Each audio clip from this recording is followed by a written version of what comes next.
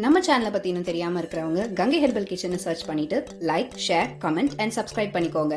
மறக்காம பெல் ஐகானை ப்ரெஸ் பண்ணிக்கோங்க so that you get notified. Hi viewers, வணக்கம். Welcome to Gangai herbal kitchen. இன்றைக்கி கார்த்திகை தீபத்தின் அன்னைக்கு நம்ம என்ன சிம்பிளாக பண்ணோம் அப்படின்றது தான் பார்க்க போகிறோம். ஆனால் அண்ணாமலையார் காப்பாற்றிட்டாரு. ஆனால் இவ்வளோ பெரிய இழப்பு கஷ்டமாக இருந்தது. மனசுலலாம் ஒரே கஷ்டம். என்ன பண்ண போகிறோம், நம்ம எதுவும் பண்ண முடியாது அப்படின்னு ஒரு இதாக தான் இருந்தேன், ஆசோலேஷனில் தான் இருந்தேன். ஆனால் அண்ணாமலையார் காப்பாற்றி மழையிலேருந்து நம்மளை காப்பாற்றி கொடுத்துட்டாரு. பரவாயில்ல, ரொம்ப ஹாப்பியாக இருக்குது, சந்தோஷமாகவும் இருக்குது.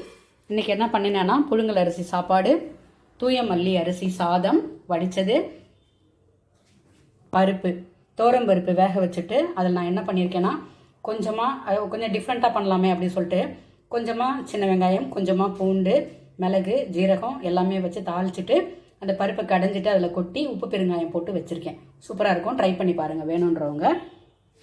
இது பொரிச்ச குழம்பு, நிறைய பொரிச்ச குழம்பு நம்ம வீடியோவில் கொடுத்துருக்கேன், செக் பண்ணி பாருங்கள். ஓகேங்களா? இது கூட நெல்லிக்காய் ரசம், இதுவும் நம்ம வீடியோவில் இருக்குது, வேணுன்றவங்க செக் பண்ணி பாருங்கள். நிறைய ரசம் ரெசிபி நம்ம வீடியோவில் கொடுத்துருக்கேன். வாழைக்காய் வறுவல். இந்த வாழைக்காய் வறுவல்னால் நான் வாழை கச்சல் தான் வாங்குவேன், வாழை பிஞ்சு. ஓகேங்களா?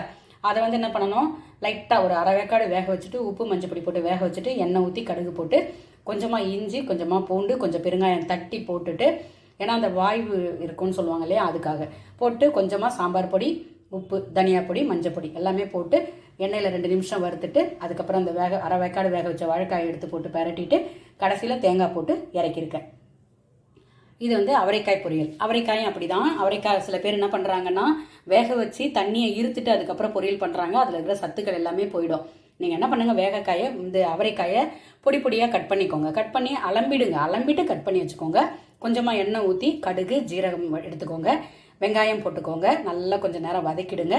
அதுக்கப்புறம் நீங்கள் பூண்டு நிறைய போட்டுக்கோங்க. நான் பூண்டு நிறைய சேர்த்துருக்கேன். பூண்டு போட்டு நல்லா வதக்கிட்டு அதுக்கப்புறம் காயை அலம்பி அதில் சேர்த்துட்டு உங்களுக்கு காரத்துக்கு தேவையான அளவு சாம்பார் பொடி, மஞ்சள் பொடி, தனியாத்தூள் சேர்த்து உப்பு சேர்த்து ஒரு அரை டம்ளர் தண்ணி விட்டு நல்லா கலந்து விட்டுட்டு மூடி போட்டு ஒரு பாதியில் வச்சுருங்க. கேஸை வேக வைங்க. வேகமாக வச்சு வேக வைக்காதீங்க. 2-3 பரட்டி விட்டிங்கன்னா கையில் எடுத்து நசுக்கி பார்த்தீங்கன்னா அவரைக்காய் வெந்திருக்கும்.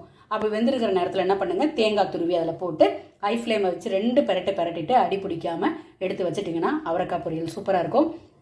இது லஞ்ச் பாக்ஸ் கூட சாதம் போட்டு நெய் விட்டு கொடுத்துடலாம், கட்டி கொடுத்துடலாம். அருமையாக இருக்கும், ட்ரை பண்ணி பாருங்கள். அவரைக்காய் ரொம்ப நல்லதுங்க, ரிச் ஃபைபர். அவரைக்காய் நிறைய எடுத்துக்கலாம். ஆனால் கொஞ்சம் டைஜஷன் ஆகிறதுக்கு கொஞ்சம் லேட் ஆகும். ஒரு சிலருக்கு ஒத்துக்காதவங்க எந்த காயாக இருந்தாலும் அவாய்ட் பண்ணிவிடுங்க. நிறைய இருக்கு இல்லையா, எது நம்ம உடல் ஏற்றுக்கொள்வதோ அதை நம்ம ஃபாலோ பண்ணிக்கலாம். உளுந்து வடை, சூப்பரான உளுந்து வடைங்க, அருமையாக இருக்குது. கரண்ட்டு கொடுத்துட்டாரு அண்ணாமலையார், அதனால் வடை பண்ணியாச்சு. இதான் இன்னைய சமையலுங்க. சிம்பிளாக இருந்தாலும் ஆரோக்கியமாக இருக்கும். இதோட இன்றைக்கி என்னென்னா வாழை இலை சாப்பாடு. அதான் ட்ரை பண்ணி பாருங்கள். ட்ரை பண்ணி பார்த்துட்டு உங்கள் பதிவை சொல்லுங்கள். இதோட கூட நீர் மோர். ஓகேங்களா? நன்றி.